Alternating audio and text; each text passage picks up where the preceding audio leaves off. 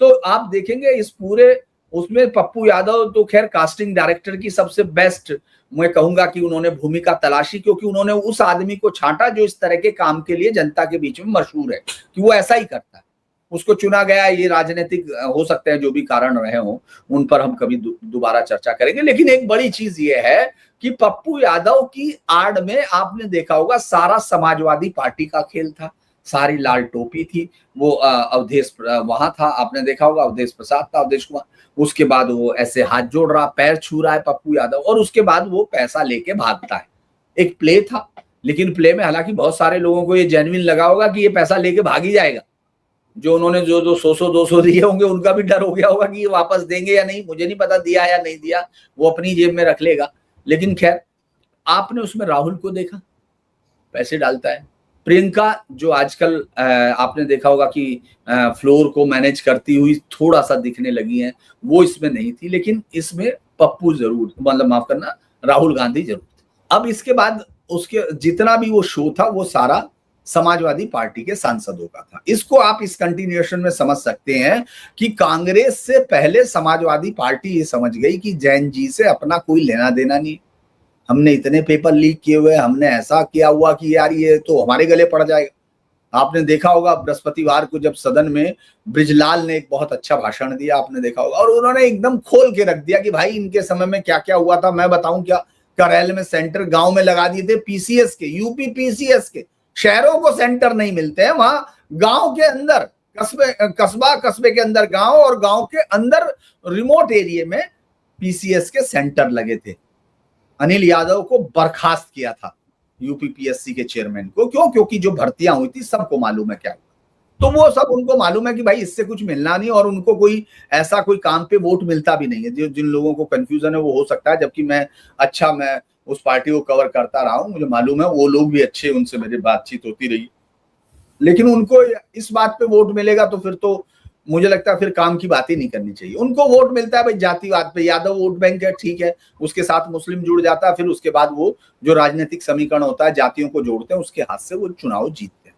तो वो जानते हैं कि हमको इससे कुछ नहीं मिलना, हमारा जो टारगेट है हिंदुओं के उस वर्ग में से कुछ खींच के लाना है, जो इस चढ़ावा चोरी के चंदे या जो भी चोरी का जो भी आरोप आया है उससे हमको कुछ बेनिफिट मिल जाए, हमारे पास आ जाए, इसलिए उन्होंने ये शुरू किया।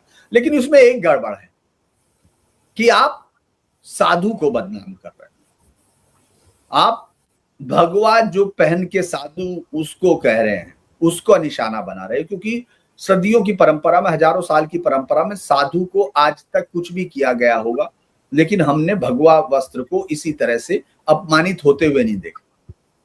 अगर आप सड़क पर जाती हैं कभी भी, मैं दर्शकों का भी यही अनुभव होगा, वो चाहेंगे तो आपको उस पर लिख के भी बता देंगे कि जब कोई आदमी सड़क पे जा रहा है और अगर उसने ये भगवा कपड़े पहने हुए तो आप उससे कभी नाम नहीं पूछते, कुछ नहीं पूछते। अगर गाड़ी में बैठे तो हॉर्न बजाते हैं या कुछ भी खिड़की खोल के कहते हैं, ए साधु महाराज इधर हो जाओ, क्योंकि ये परंपरा है। वो उसको आपको नहीं पता वो अनपढ़ है, क्या है, नहीं पढ़ा, क्या किया हुआ, कहाँ रहता है, कौन जाति है, नहीं।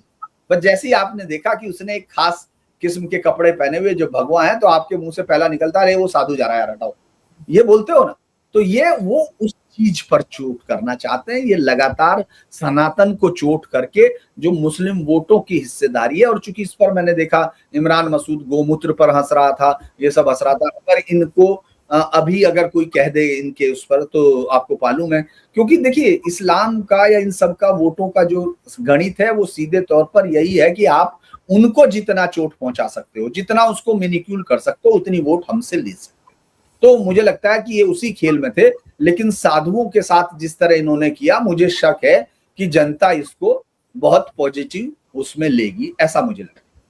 बिल्कुल, इसका ये पूरा का पूरा खेल जो भी इन्होंने खेला, साधुओं का भेष धरकर पप्पू यादव ने जो कुछ किया, धीरेन्द्र जी आप बिल्कुल ठीक कह रहे हैं, जनता इसको कतई बर्दाश्त नहीं करेगी। लेकिन मेरा सवाल तो ये भी है कि वहां पर तो जो राम मंदिर में चंदा चोरी का मामला है, जो आरोपी है वो तो कर्मचारी है, उनमें तो एक भी साधु नहीं है, तो यहाँ पर भगवा पहनकर साधु क्यों दिखाया? और याद कीजिए 2008 का मुंबई आतंकवादी हमला, तब तो कांग्रेस के नेता, उस वक्त के गृह मंत्री, ये सब लोग भगवा आतंकवाद की थ्योरी घड़ने में लगे हुए थे, और यही लोग, वही कांग्रेस पार्टी, यहाँ पप्पू यादव को आप देखो, राहुल गांधी कैसे चंदा देने के लिए आ रहे थे। इनको बड़ा फिक्र हो गया राम मंदिर का।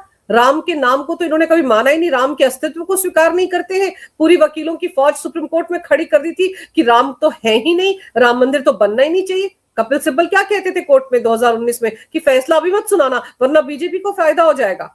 और ये लोग आज चंदे को लेकर बड़े चिंतित हैं। उस पूरे चीजों को ले जाके थोप देना चाहते हैं पूरे सिस्टम पर, और पूरे सिस्टम में उनका साधु और उस सबसे भी ज्यादा अगर मैं कहूं उनका निशाना देश के प्रधानमंत्री नरेंद्र मोदी हैं, गृह मंत्री अमित शाह है और राज्य के चुनाव में योगी है।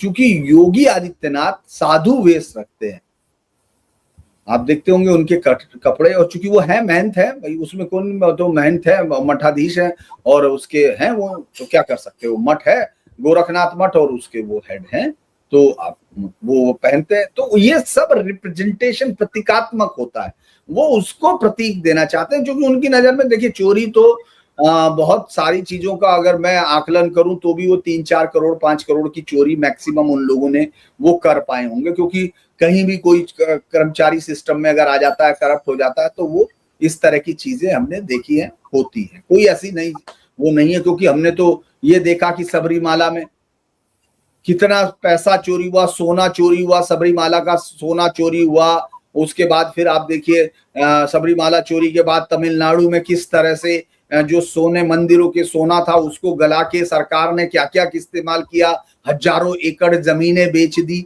लेकिन उन पे चर्चा नहीं हुई। अयोध्या भगवान श्री राम जो सनातन के आराध्य हैं उन पर चोट करने से मुस्लिम वोटों का फायदा हो सकता है, इसलिए किया जा रहा है। और साधु से बेहतर एक शब्द में हिंदुइज्म को समझाने का दूसरा कोई निरूपक नहीं है, कोई रूपक नहीं है, इसीलिए वो उस पर चोट कर रहे हैं।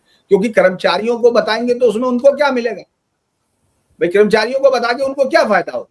तो इसीलिए वो ये बताना, देखिए वो अपने वोटर को एड्रेस कर रहे हैं, वो उनको ये मालूम है कि देखिए हमको मुस्लिम वोट पहले चाहिए।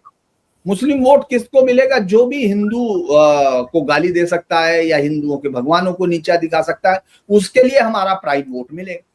ये अभी तक का इतिहास रिकॉर्ड आपको दिखाता है, इसमें कोई नई चीज नहीं है। जिसको ऐसा लगता होगा ये हेट है, वो मैं जानता हूं कि वो क्या करना चाहता हो, तो ये तो बेसिक लाइन है। तो मुझे लगता है इसीलिए उन्होंने ये प्रतीक चुना, क्योंकि ये सहज है, अनपढ़ को भी समझ में आता है।